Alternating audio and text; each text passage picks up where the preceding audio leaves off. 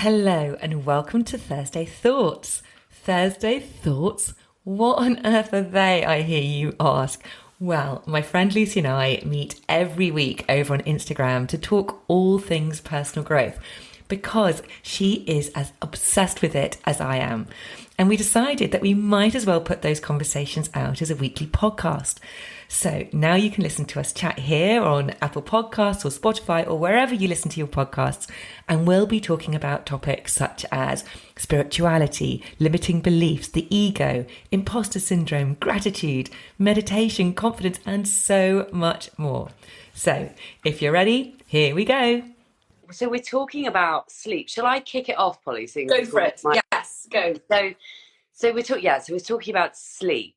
And the reason I wanted to talk about sleep is because I think that, not dissimilar to stress, we know that too much stress is bad for us, but we don't perhaps always take it seriously enough. And I think it's the same with sleep. And as much as we know that we should be getting a really good night's sleep every night, we should be getting between 7 and 8 hours, 7 to 9 hours. And we're like, yeah, I know, but are we actually prioritizing it? And I've been learning quite a bit. This is just literally through like listening to podcasts and stuff, as most of the information that goes into my brain. But I've been learning quite a bit about sleep. And over the last few months, I actually did a mini-sode, this was months ago, about sleep.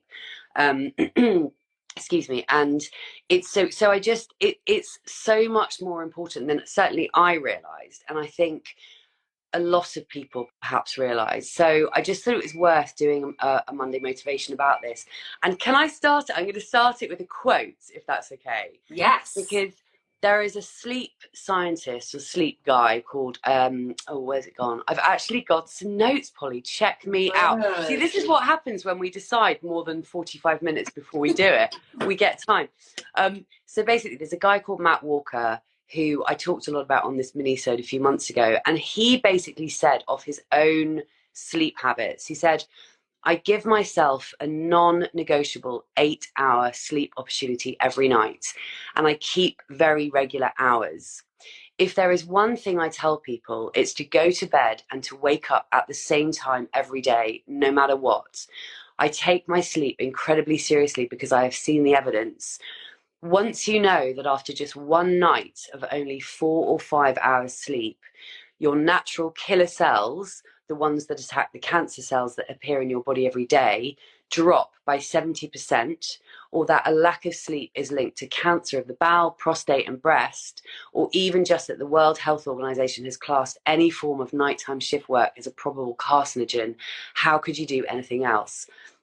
And this is just crazy. So this is a guy who knows everything there is to know about sleep. He has a podcast about sleep.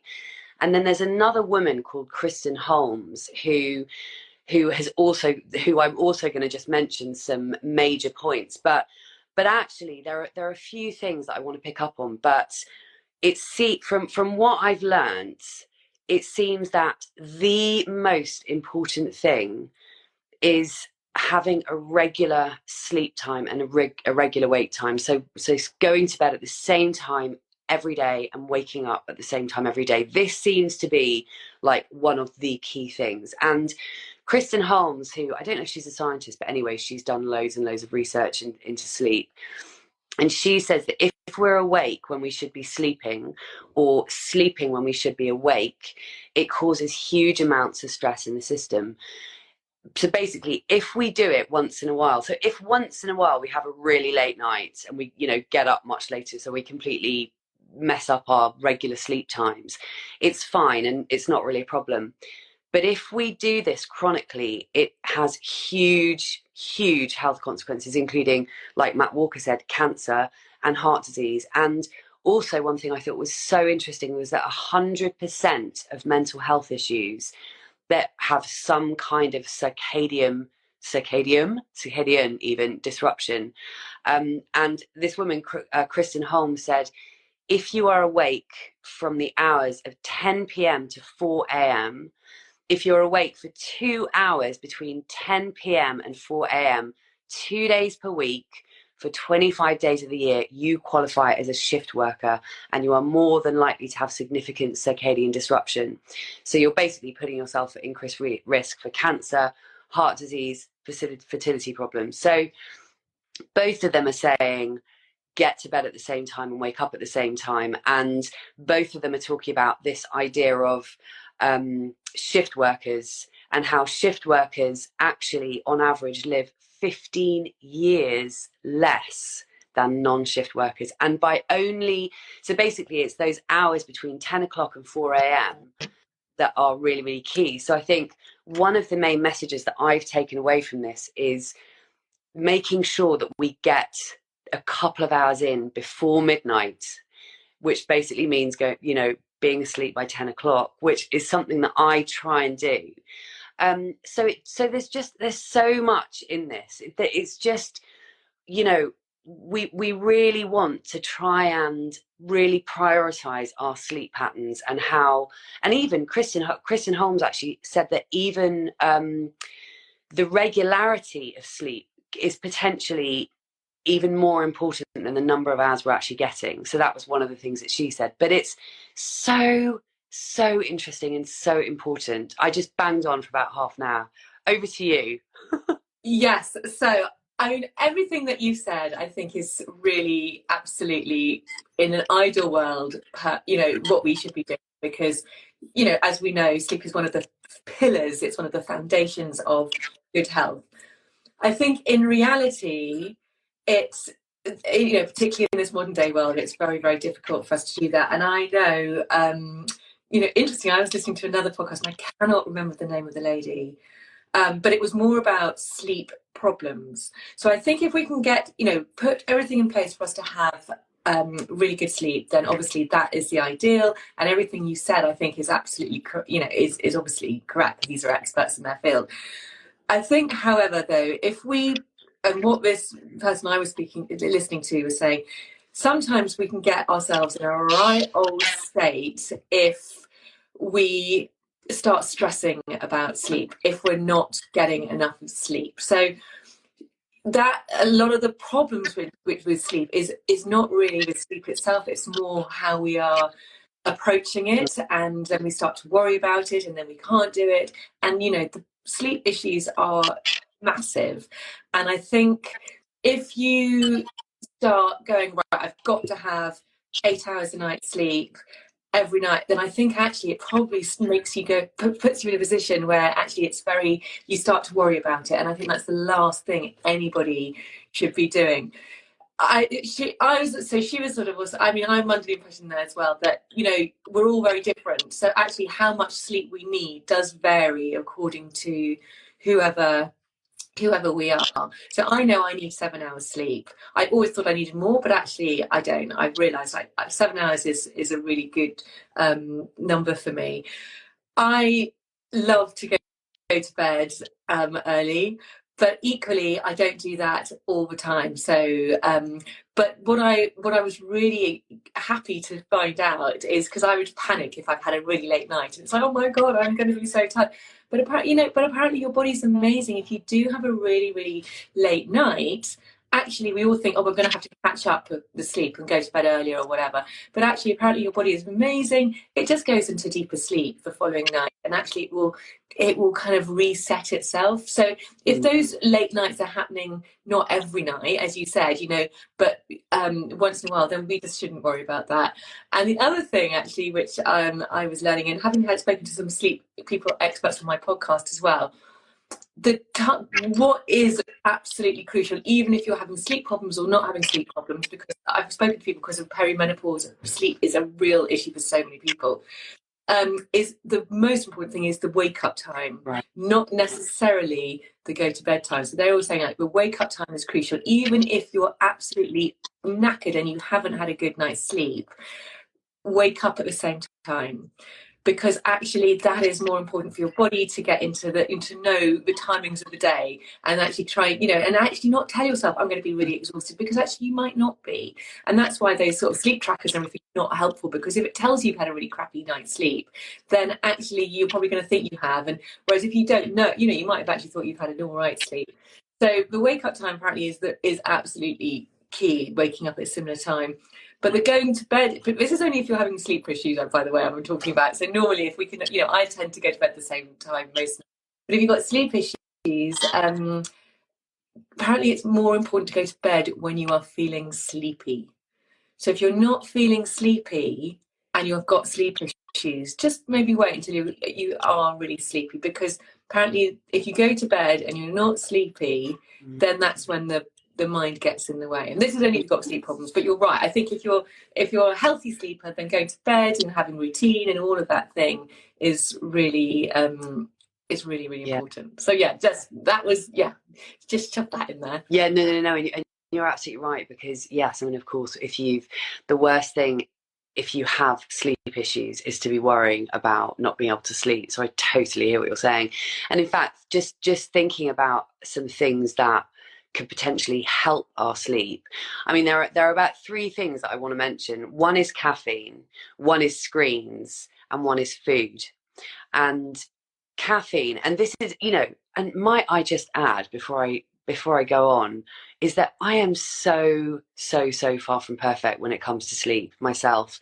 I get up really early most of the time. I get up at 5:25 most mornings, and I should be asleep, or I should certainly be in bed earlier than I am. And my aim is to be in bed by 9:30 and to have my lights off by 10. That is in an ideal world, but I absolutely do not always do that.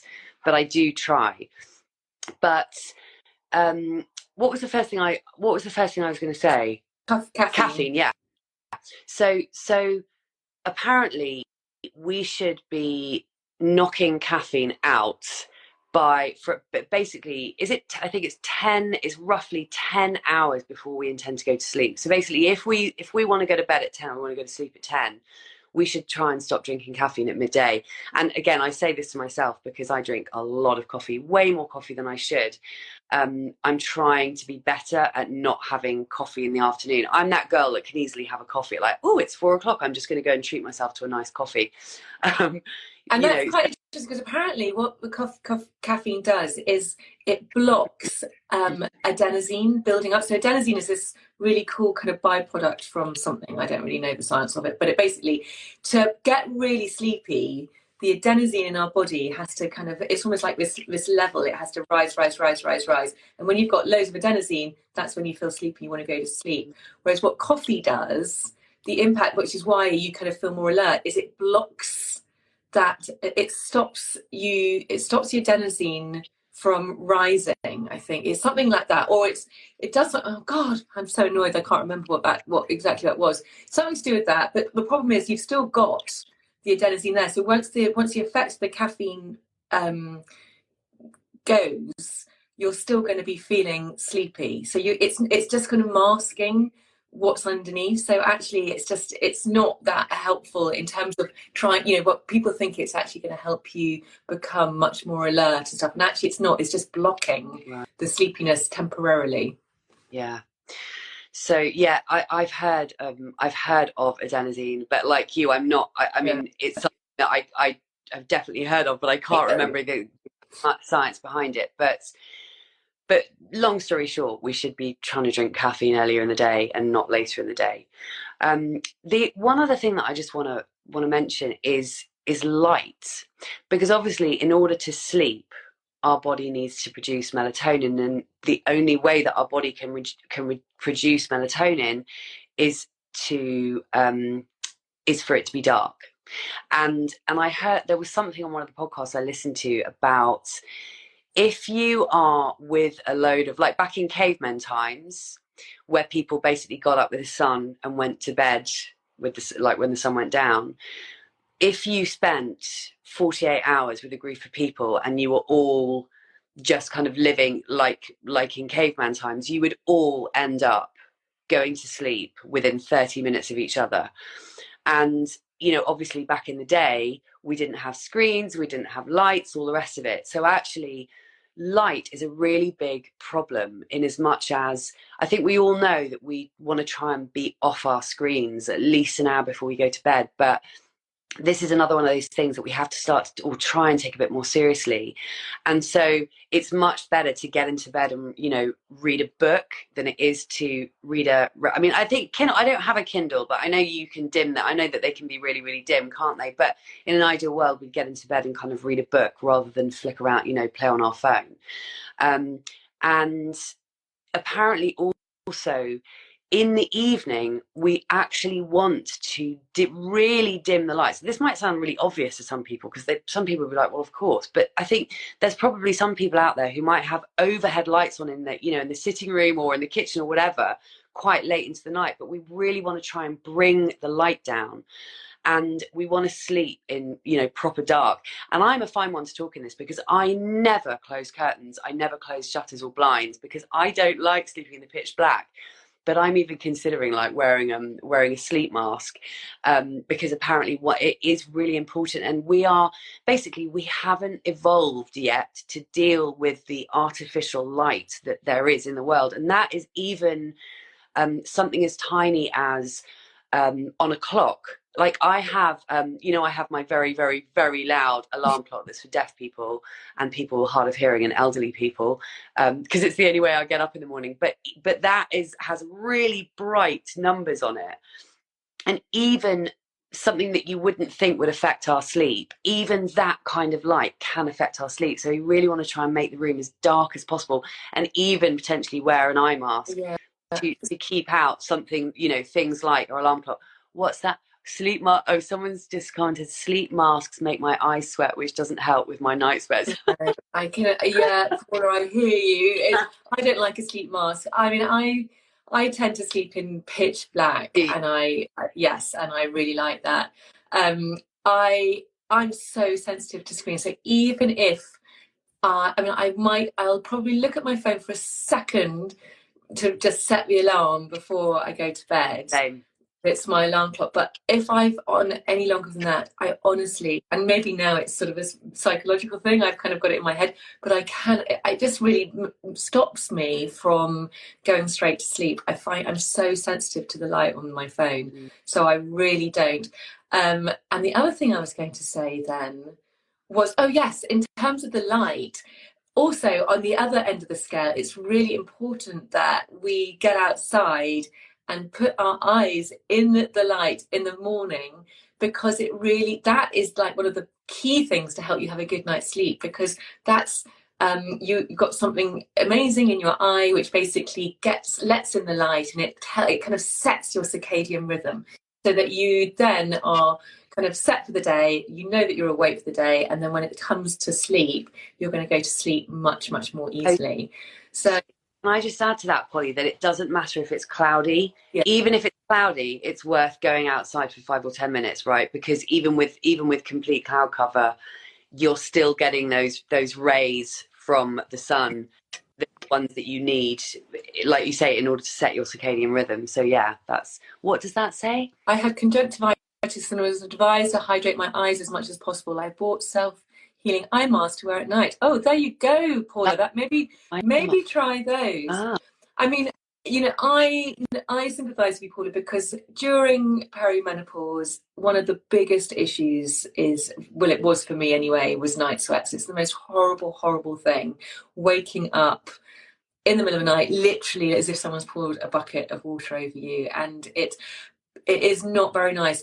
The big game changer for me was cutting out sugar and alcohol, and they really, really diminished massively in the frequency that I was having them. I noticed that and even now, if I drink, I had one actually the other night, and it wasn't because I drank, it was because I ate loads of sugar, and I'm convinced of it. So it's just, for me, it's kind of like your liver is kind of overwhelmed with whatever it's trying to process, I believe, and it's kind of triggering that night sweat. So diet can really affect you. Again, I know for me, it's really important what I'm eating. You know, the cleaner I eat, generally the better I sleep. And also with that, you've got to think about your blood sugar as well. If you're eating quite late, something which is going to really spike your blood sugar, whether that's kind of, you know, something very carby or sugary, or alcohol. You know, alcohol is basically like liquid sugar. Yeah.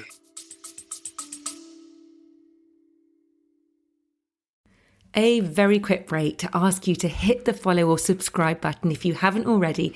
And if you're enjoying this episode, I'd be super grateful if you could hit those stars and rate it too. Thank you. In the middle of the night, what's going to happen is you're going to have a blood sugar crash. And when you have a blood sugar crash, cortisol is released.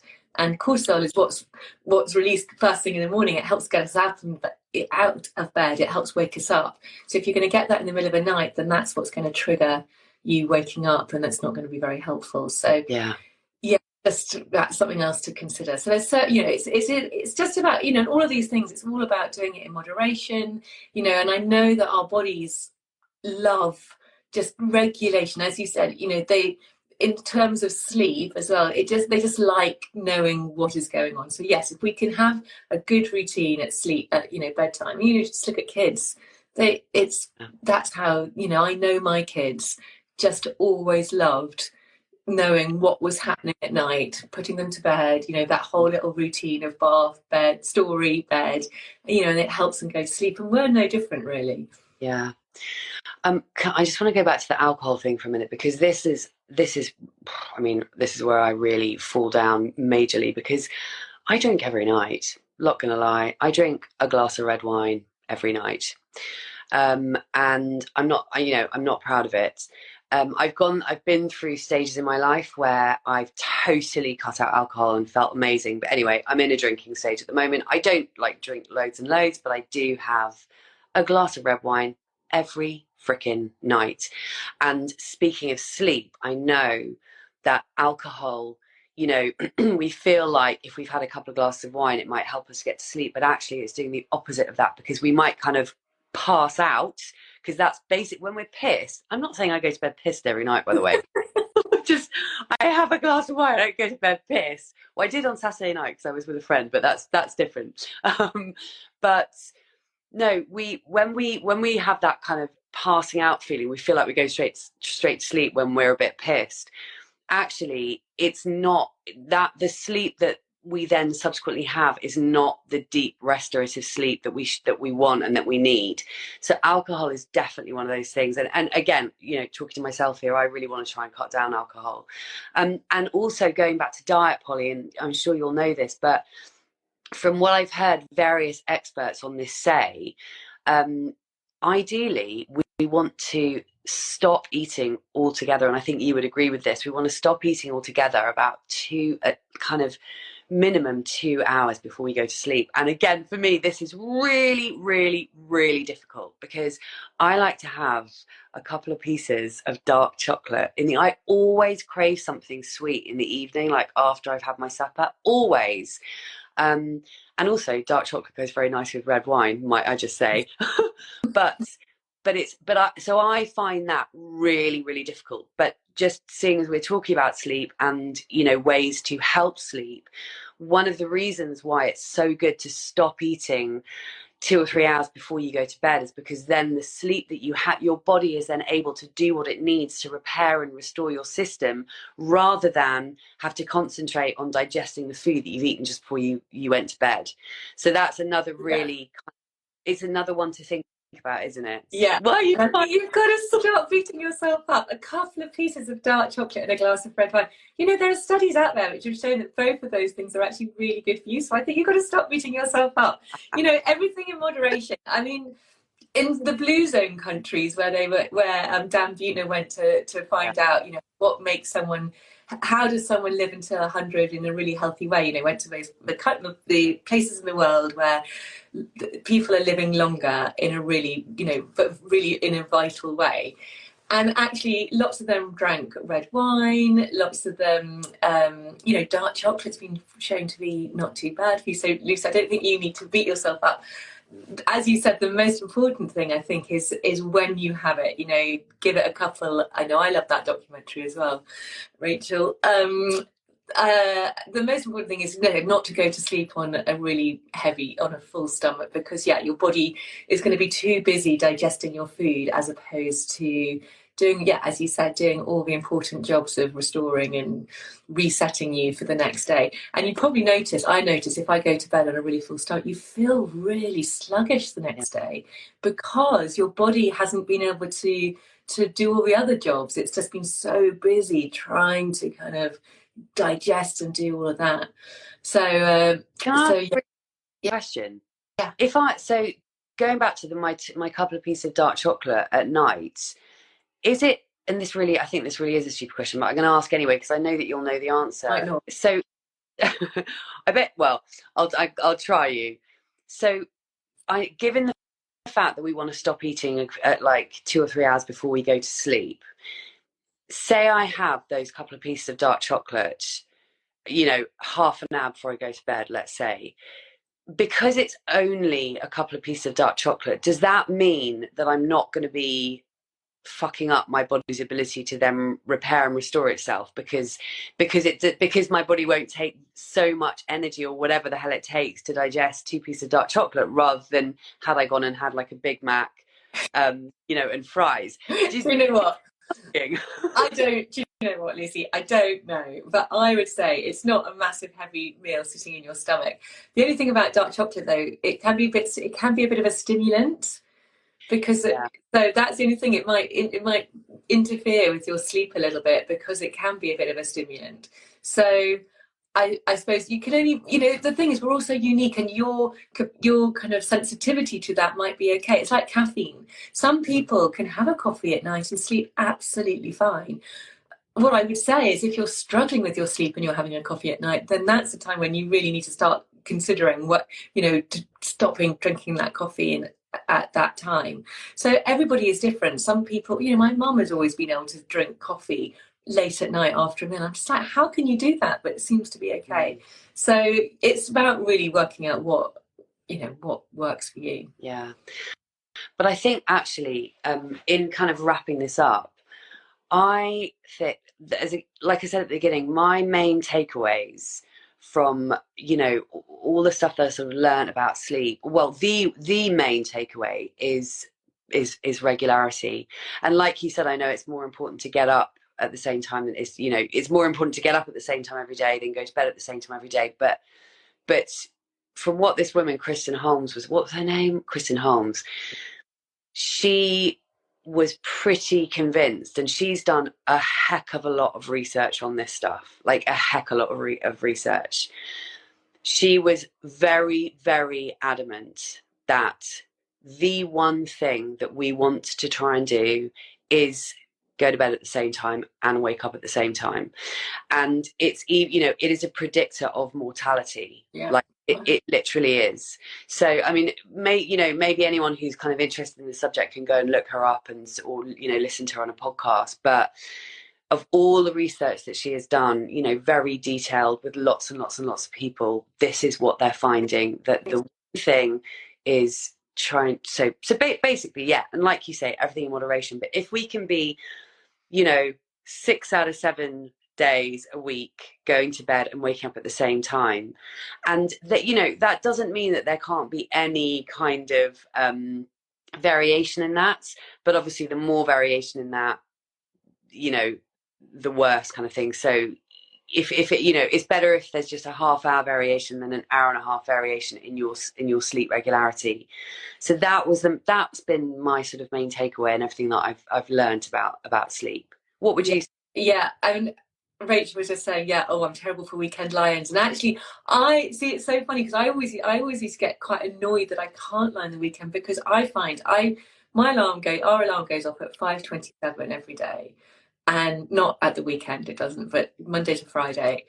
And I find now I am awake probably at least 1 minute before. It's so weird. I literally am awake. I don't really need the alarm. I always tend to wake up just before. And at the weekend, it's so annoying, because I wake up, and even though I don't need to, I still wake up about that time. I'm in such a rhythm now. And I think your body just knows, it learns when you're quite regular. So I do tend to be in bed. I'll start thinking about going to bed at night. I mean, I'm generally in bed before my kids now, but I love it. I go to bed about 9. I'll go and read for a bit, and I often can barely read, hardly more than a page. I've gone, because I think when you're in that cycle of waking up early, and I love my mornings and all the things I do in my mornings, I'm exhausted by the time it's bedtime, and I just love going to bed and getting into bed. And so obviously if you're going out and doing other things and seeing people, then it's a bit harder. But even if I'm doing that, I know now I need to be in bed by 11, 12, and I'm occasionally I'll have a blowout and I'll go to bed later than that, and that's all good, and that's all good, and I trust that my body's going to make up for it. So I think it's just it's the old 80-20 rule, isn't it? It's like 80% of the time going to bed at the same time, waking up at the same time, and obviously allowing for that movement, that it's not always going to happen, because life happens, and it's important that we find the joy and the fun in life in doing other things as well. So that was my take on it, really. Very well said. 9:31, so we should bugger off. Thank you guys for listening. And I'll see you this time next week, and night, sleep well. Who are you saying that to? You. Bye. Bye. See you.